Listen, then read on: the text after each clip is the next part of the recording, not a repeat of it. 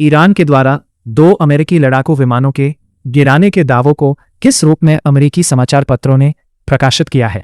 एक विश्लेषण अमेरिका के प्रमुख मीडिया आउटलेट्स में से एक CNN ने इस घटना पर लिखा है कि ईरान के साथ चल रहा युद्ध, जो पहले से ही अमेरिकी जनता के बीच काफी अलोकप्रिय साबित हो रहा था, एक नए और अधिक जटिल चरण में पहुंच गया है। इसने लिखा कि पहले खबर आई कि ईरान के ऊपर एक अमेरिकी लड़ाकू विमान को गिरा दिया गया।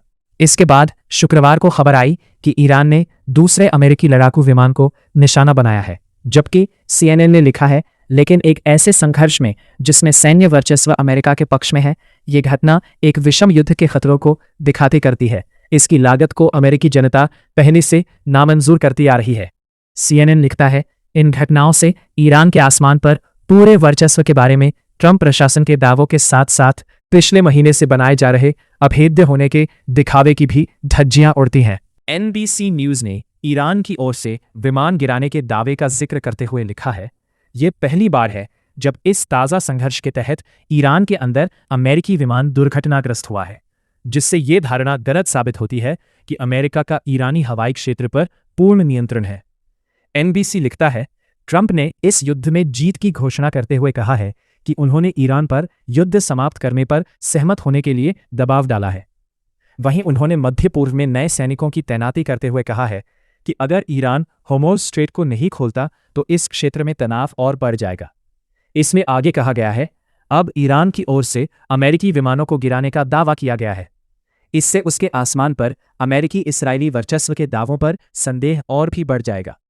इसराइल और अमेरिका के संयुक्त अभियान का प्रमुख मकसद ईरान की मिसाइल रक्षा प्रणाली को नष्ट करना और कमजोर करना रहा है, लेकिन ईरान ने पूरे क्षेत्र में जवाबी हमला करने की क्षमता बरकरार रखी है। वहीं फॉक्स न्यूज ने लिखा है कि ईरान की सरकारी मीडिया ने शुक्रवार को कुछ तस्वीरें जारी की हैं जिनमें कथित तौर पर एक क्षतिग्रस्त अमेरिकी लड़ाकू विमान को दिखाया गया है।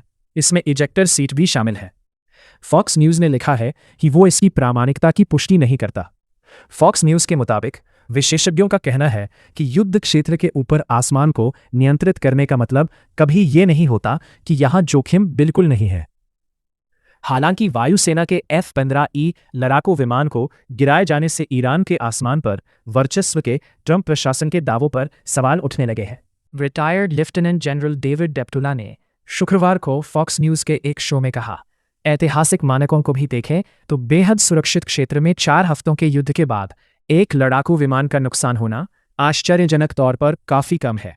ABC न्यूज ने लिखा है कि अमेरिका की ओर से छेड़े गए युद्ध के दौरान राष्ट्रपति डोनाल्ड ट्रंप और रक्षा मंत्री पीट हेगसेथ ने बार बार कहा है कि ईरान की क्षमताओं को पूरी तरह से नष्ट कर दिया गया है।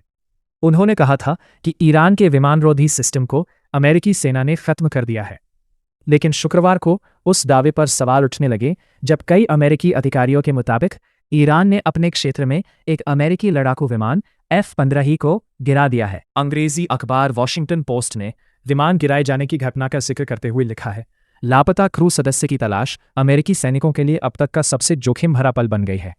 इससे न केवल लापता एयरमैन बल्कि उसे बचाने वाली टीम ही सीधे ईरानी हमलों के खतरे में आ गई है।